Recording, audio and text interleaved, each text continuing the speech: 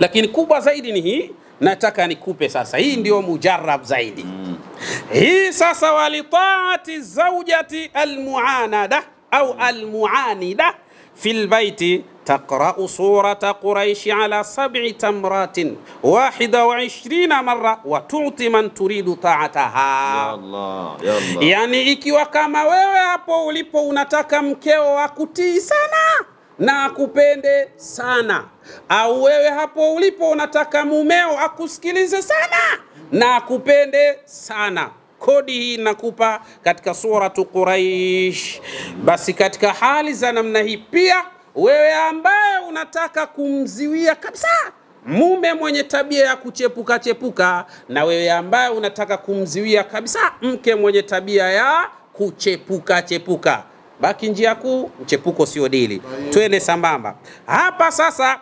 Taqra'u surata Quraish, utasoma suratu Quraish ala 7 tamrat, katika tende 7.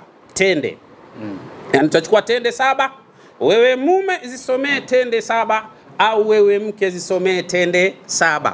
Hujui kusoma, basi inshallah unaweza ukafanya mawasiliano nasi, tukakwambia njoo na tende zako, tukakusomea biidhnillah, tukakwambia nenda nyumbani mpelekee zawadi mumeo au mpelekee zawadi mkeo.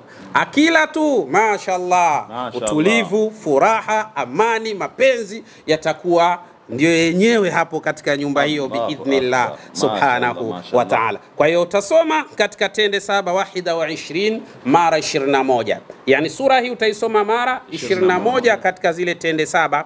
Watu'ti man turidu, kisha utampa yule ambaye unataka mahaba yawe moto moto, utulivu utawale, lakini kadhalika na khairi ziwe nyingi biidhnillah subhanahu wa ta'ala. Hiyo ndio Qur'ani ujue, na hayo ndio mambo ya Qur'ani biidhnillah.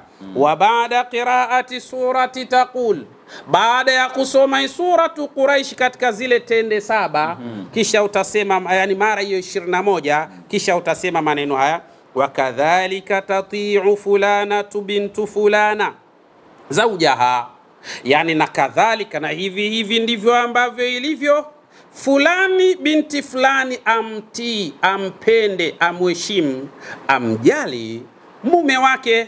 Lakini kadhalika hivyo ndivyo ilivyo fulan ibn fulan amtii, amjali, amheshimu mume wake, na mambo yaweze kwenda katika hali ya aina kadha. Wala ta'sihi abadan ila almaut, na wala asifanye, asimuasi, asimfanye mambo machafu, asimuendee kinyume, kwa maana asiharibu utaratibu wake ila almauti, mpaka kufa kwao.